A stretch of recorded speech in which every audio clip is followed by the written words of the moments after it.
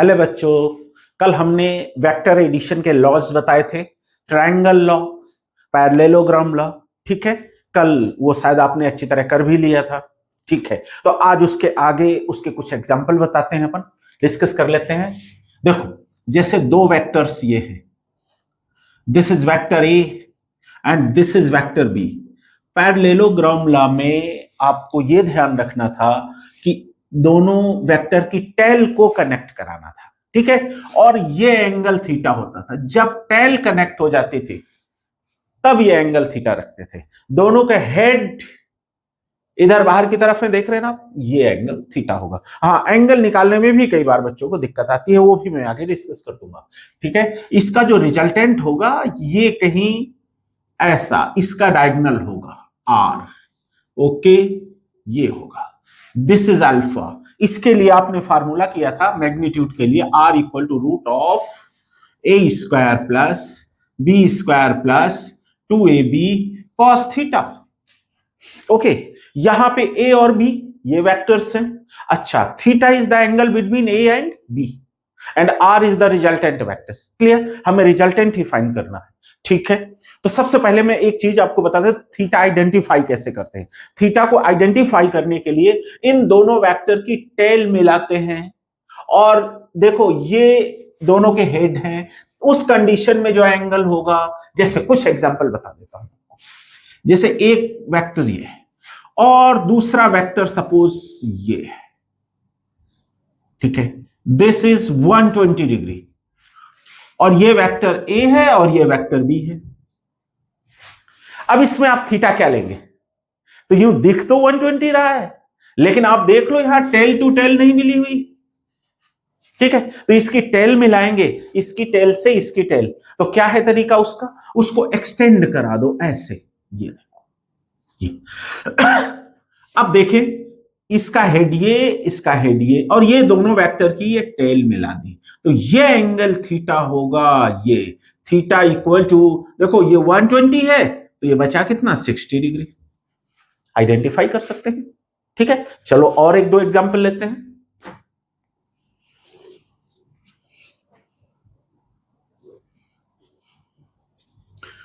This is vector A and this is vector B. क्या angle होगा? दोनों की टेल मिला दें। ठीक है, और उसका सिंपल सा मेथड है कि आप इसको एक्सटेंड करा दो। ठीक है, देखो इसको एक्सटेंड करा दो इस तरफ। ओके, ये वेक्टर हो गया। अब ये दोनों की टेल हो गई एक तरह से, तो ये हेड, ये एंगल होगा theta equal to 90 degree, no doubt. और दो एक एग्जांपल कर लेते हैं। देखो, जैसे ये कोई वेक्टर है, ये vector this is 60 degree and another vector is this is 35 degree. अब इन दोनों वेक्टर के बीच का एंगल क्या है, कैसे करेंगे हम इसको? तो देखो, इसको एक्सटेंड करा दूं ऐसे और एरो ऐसे लगा दो, ये इसकी ट्रिक है। और इसको भी एक्सटेंड करा दूं और ये एरो लगा दूं।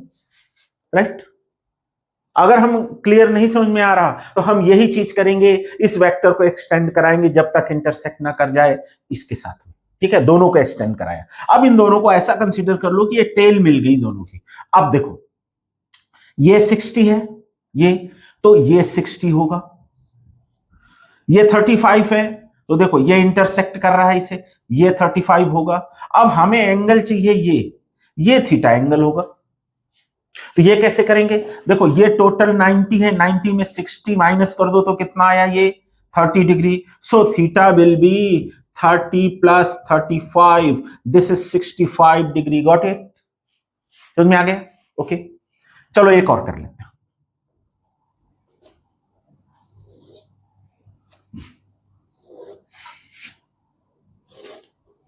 वेक्टर ए, ये एंगल है आपका 40 degree. Okay, and this is vector B और इसका एंगल है ये 70 degree. Yes, so what is the angle between A and B? क्या लेंगे और ए और बी का एंगल? तो देखो, दोनों की टेल मिल रही है क्या? नहीं, कंफ्यूजन हो रहा है। तो सिंपल सा तरीका है, इनको एक्सटेंड करा दो। देखो, इसको इधर इंटरसेक्ट करा दो, देखो ये एरो इसका इधर लगा दो इसको देख के, और इसको किधर बढ़ाएंगे, इधर, ये देखो, और इसका ये, ठीक है। अब एंगल कौन सा होगा, ये होगा थीटा। अब कैसे निकालेंगे आप, देखो ये 40 तो ये 40, ये 70, तो देखो ये इंटरसेक्ट कर रहा है इससे, तो ये भी 70। अब थीटा क्या हो जाएगा, देखो बच्चों ये 40 डिग्री है और ये 70 डिग्री है, तो theta equal to 40 degree plus 70 degree, this is 110 degree. Angle निकालना आ गया होगा आपको, इसमें कोई डाउट नहीं है, ओके। रब कर देता हूं इसको, एंगल निकालना आपको आ गया दोनों फोर्सेज के बीच में, दोनों वेक्टर्स के बीच में। और वेक्टर में कुछ भी एग्जांपल ले सकते हैं हम, जो वेक्टर क्वांटिटी है, फोर्स है, मोमेंटम है, कुछ भी, इन सबको लिया जा सकता है, ठीक है, और हम उसमें यूज कर सकते हैं। अब इसके कुछ डायरेक्ट केसेस फील कर लेते हैं, समझ लेते हैं इसको, ठीक है। Case 1, if theta equal to 0 degree, 0 का मतलब सेम डायरेक्शन में, 0 का मतलब है सेम डायरेक्शन। देखो जैसे ये दो वेक्टर्स हैं, अभी ये इसका हेड मान लो, ये भी इसको हेड मान लो, ठीक है। अब कितना एंगल है 90, लेकिन अब कम होता गया, तो ये हो गया कितना 45, 30, 20, 10 और 0। अगर दोनों एक ही डायरेक्शन में हो गए तो क्या होगा, एंगल 0, यानी दोनों सेम डायरेक्शन में वेक्टर हैं। अभी 90 है, अब मैं इधर बढ़ा रहा हूं तो देखो एंगल बढ़ रहा है ना, ये 120, इस तरह से 150 और अब 180, तो अब अपोजिट हो गया, इसका एरो इधर, इसका एरो इधर, तो दोनों के बीच का एंगल कितना हो गया 180 डिग्री। अब अपोजिट हो गए, पहले सेम डायरेक्शन में थे, अब अपोजिट हो गए, ठीक है। ये दोनों केसेस, और ये 90 डिग्री, ये 3 केसेस तो एटलीस्ट हम समझ ही लेते हैं, ठीक है, okay. When theta is 0 degree means vectors are in same direction, A and B are in same direction, clear? So R equal to root of A square plus B square plus 2AB cos 0, and cos 0 has 1, A square plus B square plus 2AB cos 1, ये identity बन गई बेटा, root of a plus B का whole square, square से ये cancel, तो अब ये हो जाएगा r equal to a plus B.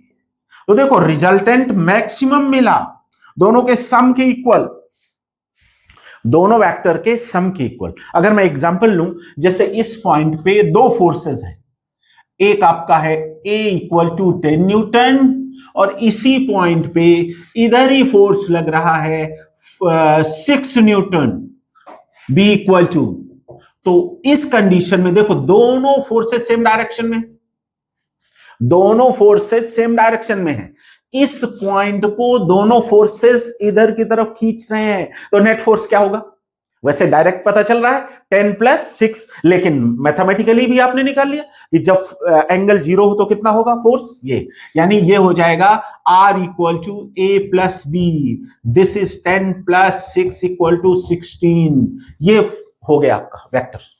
अगर आपने फोर्स कंसीडर करा तो फोर्स हो गया, ठीक है, 16 न्यूटन। ये मैक्सिमम वैल्यू मिली, इससे कभी ज्यादा नहीं मिल सकती। कोई भी दो वेक्टर का सम मैक्सिमम ये है, इससे ज्यादा नहीं हो सकता, a प्लस बी से ज्यादा नहीं होगा, ये लिमिट है, अपर लिमिट, ठीक है। अब आगे बात करते हैं केस 2 की। Case 2, if theta equal to 180 degree, अभी बताया आपको मैंने, इसका मतलब दोनों वेक्टर कैसे हैं, अपोजिट, दोनों का मुंह इधर है, ठीक है, इधर एक का इधर, ठीक है, ऐसे, तो ये 180 डिग्री, एक वेक्टर इस डायरेक्शन में है, एक वेक्टर इस डायरेक्शन में है, अब एंगल हो गया 180 डिग्री। अब क्या हो जाएगा, R equal to root of A square plus B square plus 2AB cos 180 degree, and cos 180 has -1, so R equal to root of A square plus B square plus 2AB, और ये -1 तो यहां minus हो गया, cos 180 -1, ये identity बन गई root of A minus B का whole square, square and root are cancel out, so R equal to A minus B, and this is the minimum value. Minimum. Okay कभी भी इससे कम value नहीं मिलेगी vector की, यानी वेक्टर की maximum और मिनिमम वैल्यू ये है, मैक्सिमम है a प्लस बी और मिनिमम है a माइनस बी। ठीक है, बात क्लियर हो गई? हाँ, ये आपको मैं इसका एक एग्जांपल और देता हूं, ये रब कर देता हूं।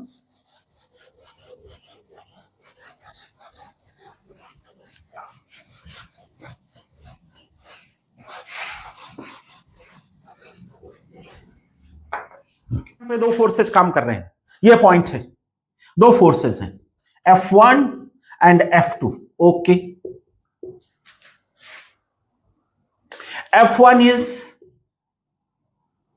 समथिंग, F1 को F1 ही लेते हैं और F2 को F2 ही लेते हैं, राइट? अननोन फोर्सेस हैं, लेकिन ये कहा गया है कि इन दोनों की मैक्सिमम वैल्यू तो 7 है और मिनिमम वैल्यू 1 है, तो मैक्सिमम क्या होती है?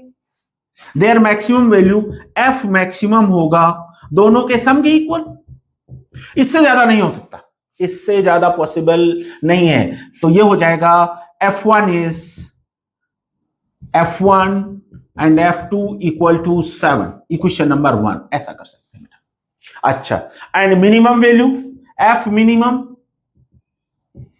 This is F1 minus F2, difference ले लें, F1 minus F2, and this is 1, equation number 2।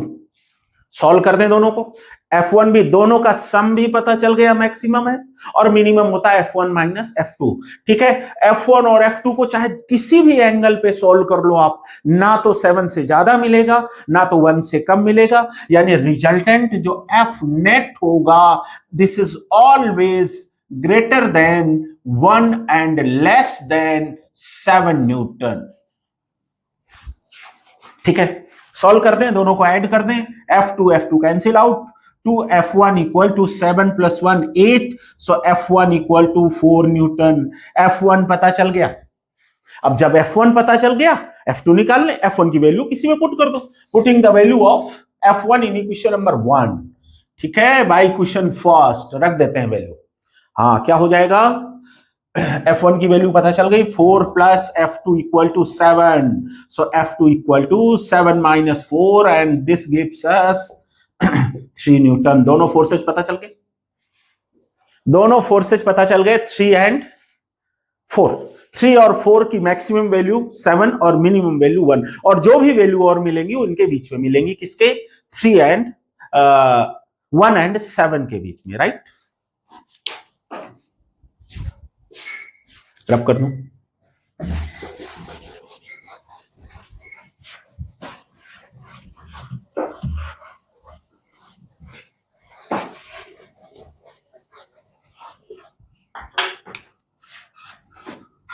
Case 1 किया, if theta equal to 0 degree, resultant R equal to A plus B, this is the maximum value. Case 2, if theta equal to 180 degree means forces are opposite direction, in opposite direction, vectors are in opposite direction, तो r equal to हो जाएगा a minus b, this is the minimum value। and case 3, if theta equal to 90 degree, this is very important, 90 degree perpendicular to each other, both forces are perpendicular to each other, vectors are perpendicular to each other, a and b अगर perpendicular हैं, ठीक है, तो perpendicular की condition में जो F होगा, resultant force, यहां R में ले रहा हूं, resultant R equal to root of a square plus b square plus 2ab cos, and angle is 90 degree. ठीक है, ओके, इस 90 की वैल्यू 0, अब 0 को किसी से भी मल्टीप्लाई करेंगे तो ये पूरी वैल्यू 0 हो जाएगी, तो आर आएगा root of A square plus B square, A square plus B square, ये this is very important, R equal to A square plus B square. जैसे एग्जांपल लें कि 2 फोर्सेस हैं, 3 न्यूटन एंड 4 न्यूटन, और ये पॉइंट है, perpendicular दिख रहे हैं, तो इनका रिजल्टेंट क्या हो जाएगा?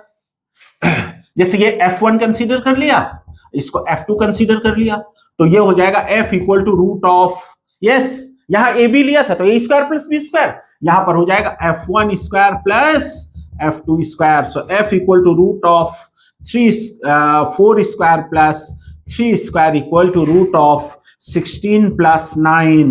This is root 25 and this is 5 Newton. 5 Newton is the resultant force. Got it?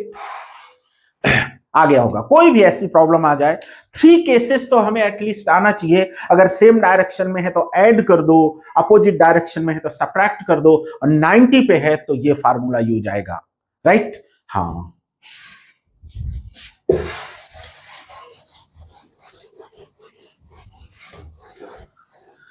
Resultant की डायरेक्शन के बारे में भी थोड़ा डिस्कस कर लेते हैं। देखो, सेम डायरेक्शन में फोर्सेस हैं तो रिजल्टेंट नो डाउट उन्हीं की डायरेक्शन में होगा, जो रिजल्टेंट नेट फोर्स होगा उन्हीं की डायरेक्शन में होगा। अगर दोनों वेक्टर सेम डायरेक्शन में हैं तो रिजल्टेंट उन्हीं की डायरेक्शन में होगा। हाँ, अपोजिट डायरेक्शन में हैं, इस तरह ए एंड बी या F1 F2, तो यहां पे हमें यह देखना होगा कि कौन सा फोर्स ज्यादा है। ये कौन सा ज्यादा है? ये ज्यादा दिख रहा है, तो रिजल्टेंट इसी डायरेक्शन में होगा, रिजल्टेंट F नेट। अगर हम इसको F1 F2 कंसीडर करें तो F नेट इधर होगा, किधर? ज्यादा वाले की तरफ। अच्छा, ज्यादा इधर होता तो इधर हो जाता अपोजिट में, तो इस तरह से, राइट? और इसको मैथमेटिकली भी निकाल सकते हैं, लेकिन जरूरत पड़ती है 90 या किसी और में, जब थीटा होता है।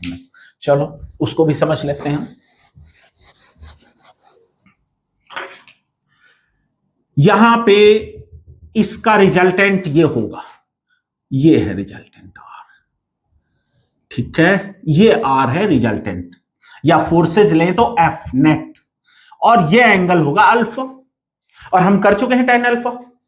tan alpha equal to B sine theta upon A plus B cos theta, और मैं आपको पहचान बता चुका हूं, ये जो अल्फा एंगल होता है ये ए वेक्टर से होता है। देखो यहां पर 2 एंगल होंगे ना, एफ का, जैसे ये ए है ये बी है, तो इधर से भी एंगल हो सकता है और इधर से भी हो सकता है, लेकिन ये जो फार्मूला है वो हमेशा इस वेक्टर से है। अभी जो लिया है हमने इससे, हम इससे भी ले सकते हैं, नो डाउट, तो जिससे ले वो यहां होगा, फिर वो बदल जाएगा, ठीक है? अभी हम इसको ऐसा लिखेंगे tan अल्फा इक्वल टू, अब देखो ये आप F2 से लेना चाहते हो, किससे लेना चाहते हैं? F2 से, तो ये F2 होगा, तो फिर यहां हो जाएगा F1 sin theta upon F1 cos theta. Clear? अच्छा, अगर मैं यही रिजल्टेंट का एंगल इससे लेना चाहता तो फिर किससे लेना चाहता? F1 से, तो मैं फिर यहां F1 रखता, फिर यहां F2 हो जाता। बात क्लियर होगी? ओके, जैसे अभी बात करें, tan alpha equal to F1 is 4 and sin theta, theta is the angle between vector A and B, means F1 and F2, F1 और F2 के बीच का एंगल थीटा है, और ये 90 डिग्री है, ये 90 डिग्री है, तो इसको लिख दो sin 90 upon F2 is 3 plus F1 4 cos 90, okay, tan alpha equal to 4 sin 90 is 1 upon 3 plus cos 90 0, तो ये पूरा term 0, this is 4/3, tan alpha equal to आया आपका 4/3। अब अल्फा की वैल्यू यहां से क्या होगी वो देखें, तो इसके लिए गोल्डन ट्राइंगल है, समझ लो आप इसको इस तरह से, पहले मैंने बेसिक में डिस्कस करा था। ये वैल्यू देखो, एक बार फिर बता देता हूं, देखो ये ट्राइंगल दिख रहा है आपको, लर्न करने का तरीका देखो, ये ट्राइंगल दिख रहा है, इसमें सबसे छोटी साइड ये है 3, इससे 4, ये इन दोनों का रिजल्टेंट ये 5, ये एक सेट है ट्राइंगल पूरा, ठीक है?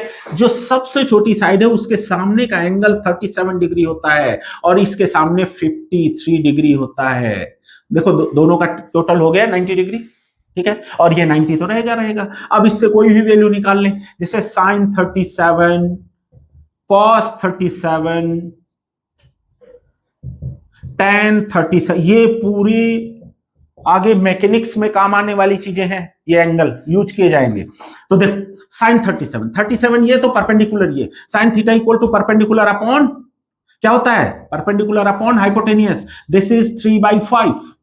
cos theta is base upon hypotenuse, this is cos 37 base 4/5 and this is perpendicular upon base and this is 3/4। ये लर्न कर लेना है आपको, ये ट्राइंगल तो याद हो जाएगा।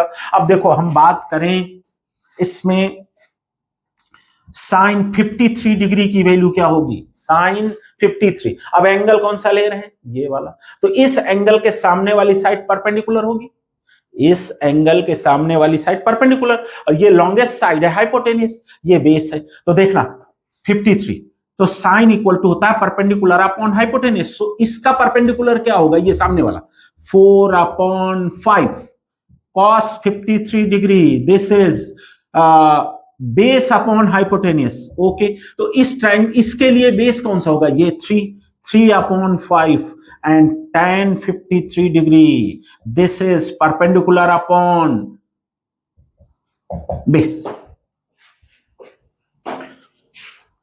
perpendicular is 4/3।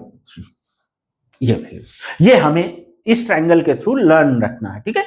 ओके, अब यहां पे देखो tan अल्फा की वैल्यू 4/3 है, तो tan में 4/3 कौन सी वैल्यू है, 53। इसका मीनिंग हुआ अल्फा इज 53 डिग्री, तो ये इसका एंगल आ गया, ये एंगल आ गया 53। तो हम एंगल निकाल सकते, ठीक है। हाँ ओके, रब कर देता हूं।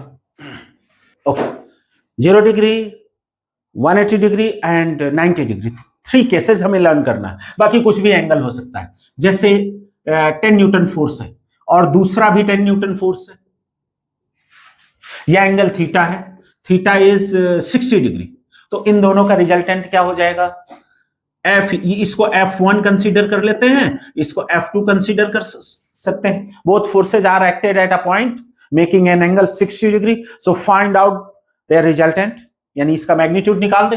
फार्मूला हो जाएगा root of F1 square plus F2 square plus 2F1 F2 cos 60 degree, theta की जगह 60, very simple. F equal to root of F1 is 10 square plus 2 into 10 into cos 60 1/2, 2 and 2 are cancel out. हाँ, अब क्या होगा, root of 110 का square 100 plus 100 plus 100, F equal to 300, this is 3 into 100, F equal to, हाँ अब देखो 100 का तो रूट आ जाएगा, कितना आएगा 10, और ये रूट 3, तो ये हो जाएगा 10√3 Newton.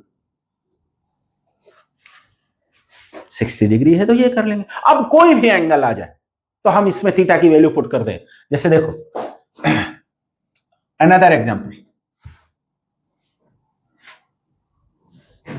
Angle is 120 degree and F equal to 10 newton, F equal to 10 newton, F1 and F2 are 10 newton, ठीक है। ओके, तो इसका resultant F equal to root of 10 square plus 2 into 10 cos 120, F equal to root of 100 plus cos 120 equal to -1/2, so this is 2 into 100 into -1/2, 2 and 2 are cancel out, ये कितना हुआ -100 और 100 cancel, तो F equal to root 100 and F equal to 10 newton. बहुत important चीज है, देखो दोनों फोर्सेस 10 न्यूटन थे और रिजल्ट भी 10 न्यूटन आया। सेम फोर्सेस को ऐड किया और आंसर भी सेम आया। इसको कुछ दूसरी तरह भी पूछ लेते एग्जाम में, find out the angle between them. Angle क्या होगा कि अगर दो सेम वेक्टर का रिजल्टेंट भी सेम मिले तो एंगल क्या होगा, तो आंसर आएगा 120 डिग्री। कैसे निकालेंगे, देखो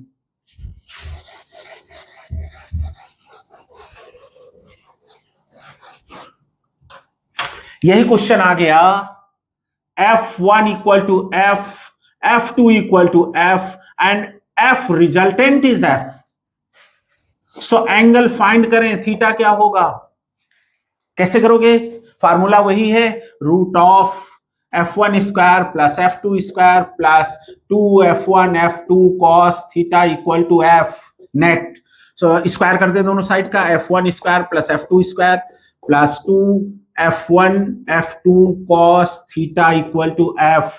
F1 is F square plus F2 is F square plus 2FF cos theta equal to F. ये रूट हटाएंगे, यहां स्क्वायर आएगा, ठीक है, okay. F square 2F square plus 2F square cos theta equal to F square. इस 2F square को उधर ले जाए तो 2F square cos theta equal to 2F square, F square minus 2F square, so 2F square cos theta equal to F square negative का बचेगा, इस F square से F स्क्वायर कैंसिल करो, cos theta is -1/2 and theta is 120 degree. आ गया वो angle कितना आया, 120. क्लियर, आ गई बात समझ में, ठीक है, नोट कर लो. हमने एडिशन के कुछ एग्जांपल ले लिए, ठीक है. कभी भी एडिशन करना हो तो फार्मूला यही काम आएगा, F equal to root of F1 square plus F2 square plus F2 F1 F2 cos theta, और एंगल निकालना है तो tan alpha equal to B sin theta upon A plus B cos theta. Okay, ये तो addition के लिए, आगे और डिटेल से एग्जांपल इसके समझेंगे, जो भी एग्जांपल होंगे. अब अभी तक हमने एडिशन किया बेटा, अब हम सब्ट्रैक्शन करेंगे, राइट. तो हमें दो वेक्टर ले लेना है, समझना है सब्ट्रैक्शन कैसे करेंगे. Suppose this is vector A and this is vector B. We have to subtract vector B from A. We have to subtract vector B from A. Add नहीं करना है, सब्ट्रैक्ट करना है. कैसे सब्ट्रैक्ट करेंगे, ओके, समझते हैं इसको. देखो, इसमें हम एक ऐसा सिस्टम, जैसे आपने एडिशन कर लिया, एडिशन के 3 लॉज थे वेक्टर एडिशन के, उसमें ट्राइंगल लॉ, पॉलीगन लॉ, और सबसे जो यूजफुल था वो पैरेललोग्राम लॉ, ठीक है. लेकिन हम एडिशन का कोई नया सब्ट्रैक्शन का कोई नया रूल नहीं डिस्कस करने वाले. हम सब्ट्रैक्शन को एडिशन में कन्वर्ट कर देंगे. वो कैसे करेंगे, वो देखो. जैसे आपको 5 में 2 सब्ट्रैक्ट करना है तो आंसर आएगा 3. 2 is subtracted from 5, so we get 3.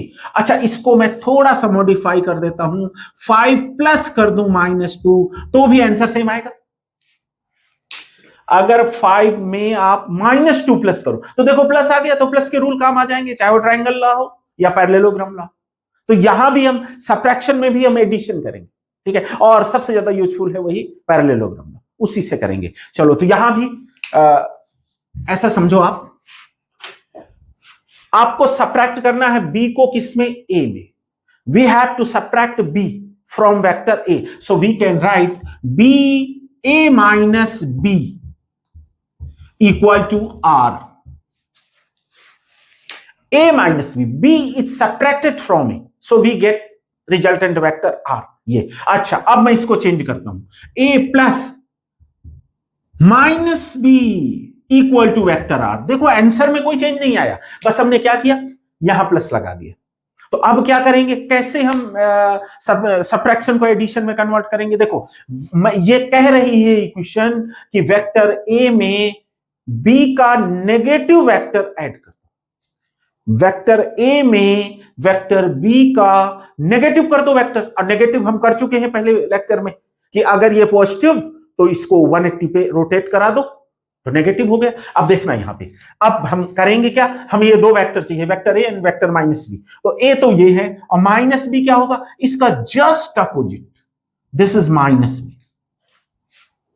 अब हमें किसको किसको ऐड करना है, ए और बी को. तो देखें आप, ए तो दोनों की टेल मिलानी है, इसकी और इसकी.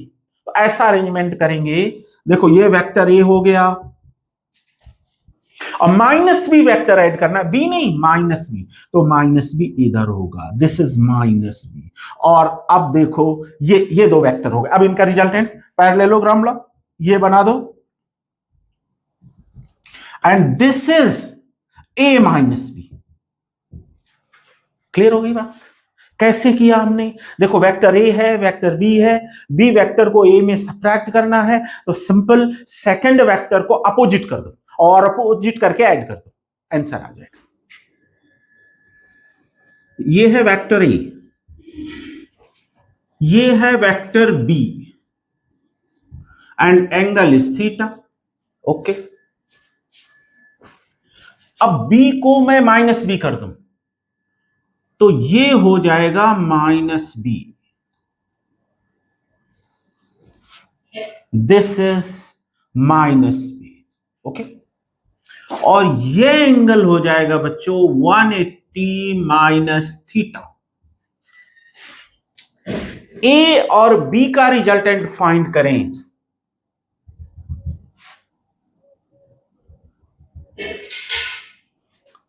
तो ये मिलेगा, this is A plus B,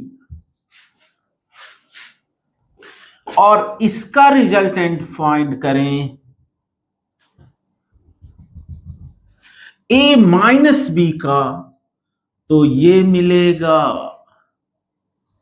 this is A minus B, A minus B. ये ऊपर वाला पार्ट है ए प्लस बी, और ये नीचे वाला पार्ट है ए माइनस बी, राइट। अब इसका जो मैग्नीट्यूड है, इस कंडीशन में जो रिजल्टेंट आएगा और इस कंडीशन में जो रिजल्टेंट आएगा, दोनों कंडीशन में आर की वैल्यू फाइंड करनी है। ओके, ये एंगल थीटा है, ये है 180 माइनस थीटा। तो इस कंडीशन में R equal to root of A square plus B square plus 2ab, and angle is theta, 2ab cos theta. ये फार्मूला काम आया, एडिशन में ये फार्मूला काम आएगा। अच्छा, सब्ट्रैक्शन में कैसा फार्मूला बन रहा है? R equal to root of A square plus B square plus 2ab cos। अब एंगल कितना हो गया सब्ट्रैक्शन में? 180 minus theta, and we know cos 180 minus theta equal to minus cos theta. Cos 180 minus theta is minus cos theta, and r equal to root of a square plus b square plus 2ab minus cos theta, and this will be root of a square plus b square minus 2ab cos theta. Okay,